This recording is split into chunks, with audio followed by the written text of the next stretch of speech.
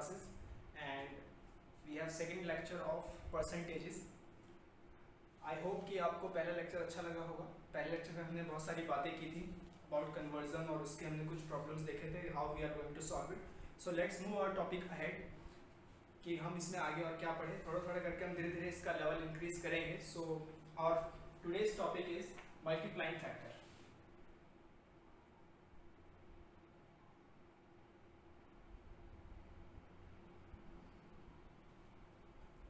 Now what is multiplying factor? Very simple. Suppose कि कोई number है x, उसको आपने 20% से डिक्रीज कर दिया, तो आपका नंबर क्या होगा ये पूछा गया है. If a number x is got decreased by 20%, what will be your resulting number? So how can I solve this? I can simply write it as x minus 20% of x. Basic फंडा. उस x में से 20% of x आप घटा दीजिए, decrease हुआ है. So x minus 20% is 1 by 5. So my answer is 4 by 5x. This 4 by 5 is my multiplying factor.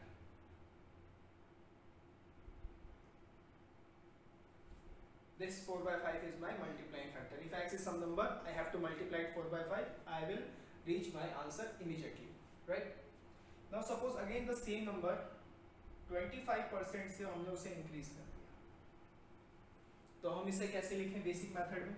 x plus 25% of x, that will be x plus 1 by 4 of x, and that will be 5 by 4 of x. Again my 5 by 4 is multiplying factor. अब ये process थोड़ा लंबा है. हम अब करें क्या? हमें इमीडिएटली पहुंचना है. तो इमीडिएटली पहुंचने के लिए सपोज कि अगर x परसेंटेज से किसी नंबर को इंक्रीज किया गया है तो आप उसमें 1 प्लस उसकी फ्रैक्शन वैल्यू कर दो. सपोज वी हैव 25% से हमने इंक्रीज किया था, तो we all know 25% is 1 by 4. तो 1 by 4 में मैं 1 ऐड कर दूंगा, तो 1 plus 1 by 4 which equals to 5 by 4. Very simple. अगर x परसेंटेज से किसी को डिक्रीज किया गया है तो हम उसमें से 1 माइनस कर देते हैं फ्रैक्शन वैल्यू. क्लियर? जैसे 20% से आपने डिक्रीज कर दिया, तो 20% is 1 by 5, we all know. तो हम क्या करेंगे, इसमें 1 माइनस कर देंगे. 1 माइनस करते ही हमारा आंसर 4 by 5 हो जाएगा. सो कोई भी नंबर किसी भी परसेंटेज से अगर इंक्रीज है तो 1 plus fraction part, fraction value, और अगर डिक्रीज है तो 1 minus fraction value. This is very very important. Now how we are going to apply it? So let's take some examples based on this. So our first example is suppose 648 got increased by 37.5%. Sorry, it's decreased 37.5%. So what will I do? We all know 37.5% is how much? That is 3 by 8. हमने पहले cover कर लिया है. अब decrease किया गया है तो 1 माइनस कर देंगे. So my answer will be 5 by 8. So 5 by 8, I need to find 5 by 8 of 648. That will be 81 and my answer is 405. Easy. Now let's take one other question. 840 is decreased by 87.5%. So what is 87.5%? 87.5% is 7 by 8. We all know it. It got decreased, so हम इसमें से 1 minus करेंगे. So my answer is 1 by 8 of 840, and that will be 105. Easy. Let's take one more. 1212 got increased by 83.33%. Now 83.33% is how much in fraction? See, 1 by 12 is 8.33%. If I multiply by 10 both sides, I'll get 10 by 12 and that will be 83.33%. So 83.33% is 5 by 6. So 5 by 6 से increase हुआ है. 5 by 6 से increase हुआ है तो increase में हम क्या करते हैं 1 प्लस कर देते हैं. 1 प्लस करते ही हमारे पास क्या आ जाएगा 11/6 of 12 that is 202. My final answer is 4 times 2.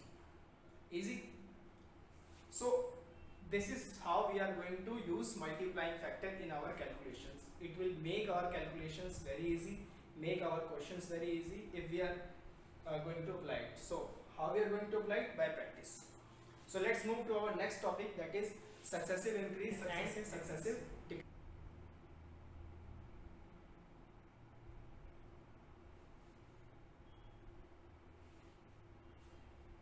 In this topic we see some kind of questions like discount, successive discount. If you have any kind of a material or any questions you have confronted from your booklet or from any quantitative aptitude books, you know that there are questions based on successive increase and successive decrease, mostly from the successive discount. Like suppose it says successive discount of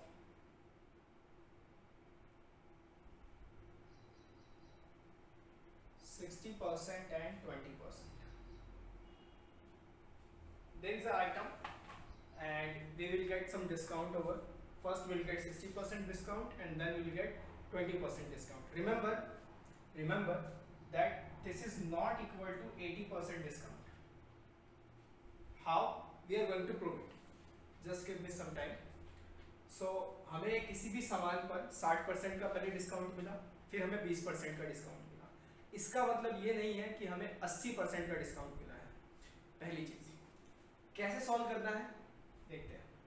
suppose उस सामान की कीमत 100 रुपये है और हमें उस पर 60% की छूट मिली है, मतलब 100 का 60% 60 रुपीज़ हमें लेस करके मिलेगा. तो हमें जो सामान मिला वो 40 का पड़ा. फिर दुकानदार को हम पे और दया आ गई, तो दुकानदार ने हम पे 20% का डिस्काउंट और दिया. ना 40 का 20%, 100 का नहीं, 40 का 20% इज हाउ मच? 8. 40 का 20% 8, तो 8 हम इसमें से माइनस कर देंगे तो कितना आया? 32. तो फाइनली वो सामान मुझे 32 रुपए का मिला. ओवरऑल क्या परसेंटेज डिक्रीज हुई? 68%. तो हमें ओवरऑल 68% का डिस्काउंट मिला, ना कि 80% का. Clear? Suppose I am saying successive discount of 20%, 10% and 5%. I am saying this कि हमें 20%, 10% और 5% का सक्सेसिव डिस्काउंट मिला है. तो हम कैसे करेंगे? अगेन हम अपना इनिशियल अमाउंट 100 रुपीज़ मानेंगे. 20% का डिस्काउंट मिला है तो पहले 20 रुपये चले गए, 80.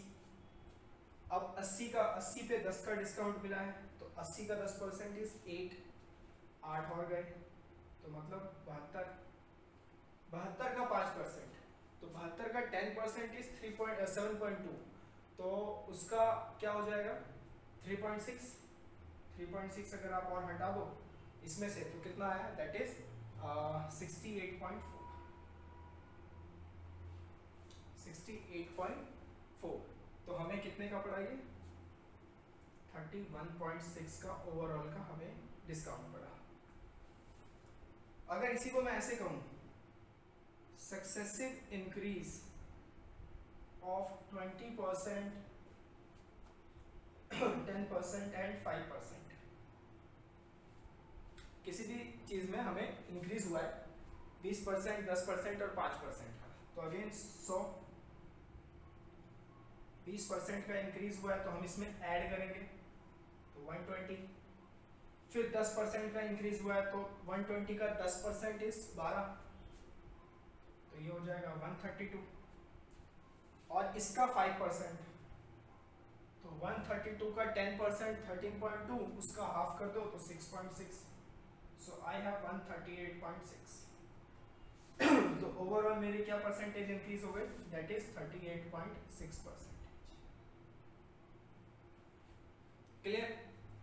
एक चीज ध्यान रखना, जब भी ऐसे क्वेश्चन आए सक्सेसिव डिस्काउंट के ऊपर बेस, हमेशा डिसेंडिंग ऑर्डर में सॉल्व करना. मतलब पहले हाईएस्ट परसेंटेज को सॉल्व करना, फिर उसके बाद जो इसका लोएस्ट है, फिर सबसे lowest, so that it will make your calculation easy. It's my guarantee, it will make your calculation easy. And second thing, जो भी परसेंटेजेस ऐसे बड़े सिंपल सिंपल से नंबर्स आए, 10%, 15%, 20%, 50%, तो हमेशा 100 अज्यूम करना. और अगर टिपिकल डेसिमल में परसेंटेजेस आ रहे हैं लाइक 166.66%, 87.75%, 83.33%, देन डोंट अज्यूम 100. तो फिर उसमें क्या करेंगे, विल गेट टू इट. हम उसमें देखेंगे कि उसमें हम क्या करते हैं. पहले हम इस पे क्वेश्चन लेते हैं. आई होप ये सब समझ में आ गया होगा. Let's take a question on this. A number is increased by 87.75% and decreased by 12.5%. What is percentage change?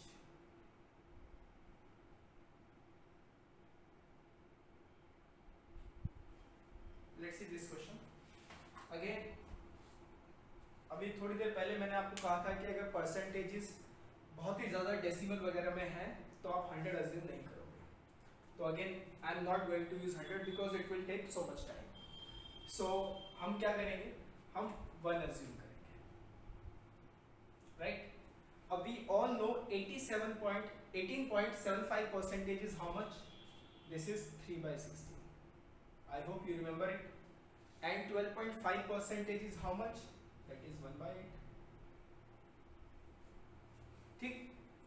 तो अब 18.75% को इंक्रीज किया गया है, मतलब 3/16 से इंक्रीज हुआ है. याद करो मल्टीप्लाइंग फैक्टर. इंक्रीज हुआ है तो मतलब क्या करना पड़ेगा, 1 प्लस करना पड़ेगा. 1 प्लस करते कितना आएगा, that is 19/16. 19/16 into 1, that is 19/16. अब फिर इस नंबर में 12.5% का डिक्रीज आया है, मतलब 1/8 का डिक्रीज आया है. अब डिक्रीज हुआ है तो क्या करना पड़ेगा, 1 माइनस करना पड़ेगा. तो 1 minus 1/8, that is how much, 7/8.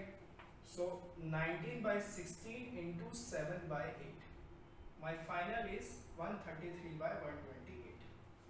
अब मुझे इसमें परसेंटेज चेंज निकालना है. Percentage change is very simple. Percentage change होता है change upon initial value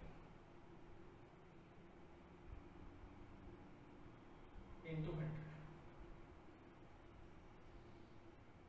percentage change is change upon initial value into 100. सो ये नंबर बड़ा है तो 133/128 माइनस 1 करेंगे तो हमारा पास आ जाएगा 15/128 into 100. Now I am going to use here approximation. What is this? 5/128 percentage में कितना होगा? Very simple. इसका अगर हम 10% निकालें तो ये 12.5 होता है, राइट. और अगर इसका 1% निकाले तो 1.28 होता है, राइट. अगर मैं इसे 4 से मल्टीप्लाई कर दूं, 4 से मल्टीप्लाई करने पे कितना आएगा, दैट इज 2, 1 and 5. 5.12 आ रहा है. If I multiply it by 4, मतलब रफली 4% के आसपास है. 0.12 ज्यादा है, 4% के आसपास है. तो 4% के आसपास है तो हम रफली 3.9% कह सकते हैं, राइट. ऑप्शंस को इस्तेमाल करके हम देख लेंगे कि कौन सा आंसर है. Clear? Let's take one other question. I hope it is all clear to you how we are going to use approximation. So let's take one other question. A number is increased by 166.66%, then it decreased by 37.5%, and then it decreased by 87.75%. We have to find the percentage change. So seems to be very tough, but not. Let's see. This I can write it as 100% plus 66.66%. 100% is 1. 66.66% is double of 33%, so that is 2/3.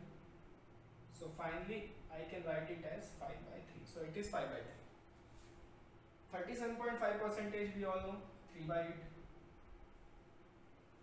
And 18.75 percentage is 3 by 16. So let's start our solution. I'll assume my number 1. First, it is increased by 5 by 3.